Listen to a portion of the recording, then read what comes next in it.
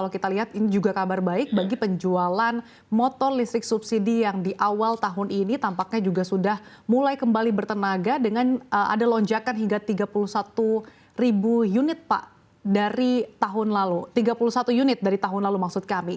Seperti apa sih Anda melihat capaian ini dan bagaimana trennya Pak?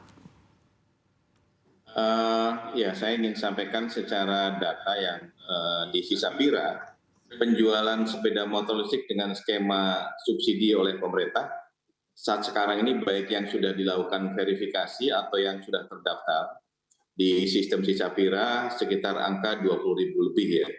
Jadi artinya baru 4 bulan sudah mencapai 20.000 walaupun kuota dari pemerintah sekitar 50.000. Memang kalau dibandingkan dengan tahun 2023, kenaikannya cukup signifikan, cukup tinggi ya, karena tahun 2023 kita mencapai angka sekitar 12 ribuan. Jadi saat sekarang ini sudah cukup bagus. Jadi menurut saya minat masyarakat saat di tahun 2024 ini sudah cukup bagus, apalagi disampaikan tadi bahwa memang secara regulasi kita sudah cukup lengkap sekali.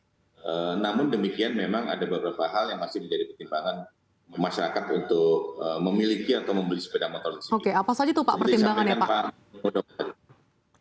Ya, salah satunya memang betul sampaikan Pak Muldoko tadi bahwa sepeda motor listrik ini kan teknologi untuk daya tahan atau jarak jauh itu atau jarak tempuhnya itu kan menjadi pertimbangan masyarakat. Kalau baterainya baterai litium, kemudian double itu bisa mencapai 100 km di kita menjalankan itu. Tapi kalau mungkin baterainya yang barangkali mungkin hanya satu, litium tapi kemudian hanya satu, itu sekitar 70 sampai dengan 80 km bisa digunakan oleh masyarakat. Dan yang sekarang kan sebenarnya sudah berkembang teknologi yang baru yaitu baterai swap.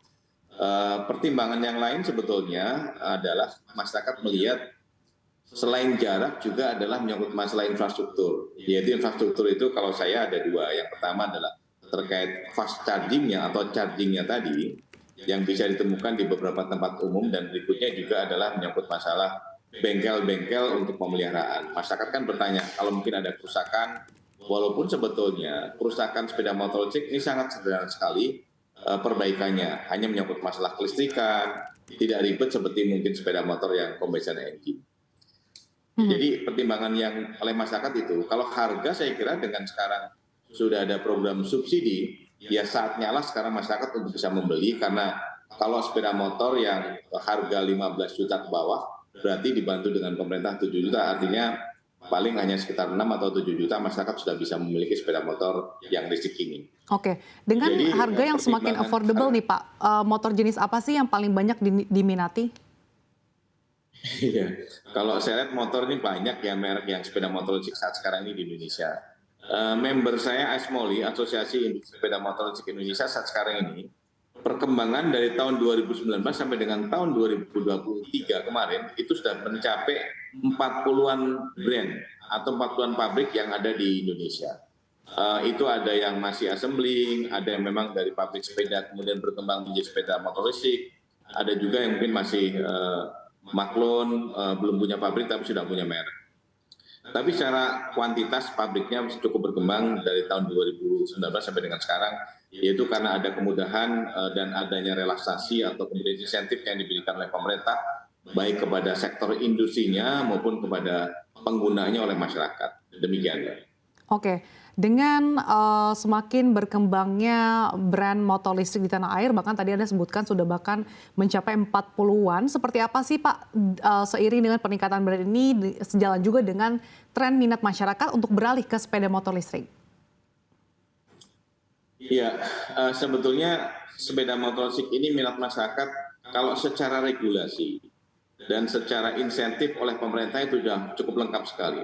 Regulasi ada Perpres 55 tahun 2019, kemudian juga ada Inpres nomor 7 tahun 2022, di mana Inpres 7 sebetulnya mandatori atau kemudian sudah mengagendakan untuk instansi pemerintah, baik kantor-kantor kabupaten, kemudian kantor provinsi maupun kementerian-kementerian, secara bertahap menggunakan sepeda motor listrik ini untuk kendaraan operasional. Dan kalau pergantian shifting sepeda motor listrik untuk mengganti kendaraan yang combustion engine sudah terjadi di pemerintah cukup masif, saya yakin mungkin masyarakat akan banyak yang mencontoh ini semuanya. Dan secara kebetulan juga sebetulnya minat masyarakat ini juga dipengaruhi oleh strategi marketing dari masing-masing brand ya. Kalau saya lihat sekarang ini penjualan sepeda motor listrik masih terpusat di kota-kota besar dan secara khusus memang ada di Pulau Jawa, Sumatera dengan Kalimantan. Belum menjangkau kepada kota-kota yang layar ketiga, kabupaten kota.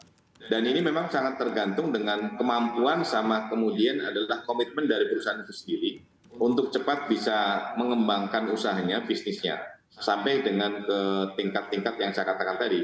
Dan juga termasuk kemampuan finansialnya.